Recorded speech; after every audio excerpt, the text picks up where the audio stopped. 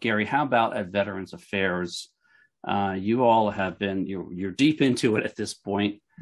Give us a couple of the lessons learned as you're rolling this stuff out in mass scale. Yeah, I'd say that the lessons learned is that it really requires, it's a teaming effort. I think at inception of the CDM program, it was really all about what did the Office of Information Security need to do, and ops was a secondary consideration.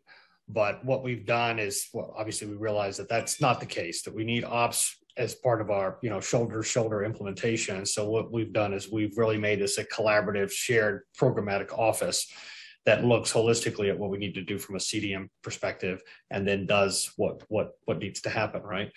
I'd also say that CDM is not, a separate and distinct activity that can be pursued independent of the larger ISCM strategy. It really is a holistic strategy that needs to be pursued across the entire enterprise. CDM is one facet of that, but then there's many facets of your larger ISCM program that you also have to consider. And then I'd also say that it's all about the ability to operationalize the CDM program and then provide the visibility that I mentioned earlier to ensure that we have an understanding of our environment and then can make decisions based upon that understanding. And I would say that those really have been the lessons that we've learned over time.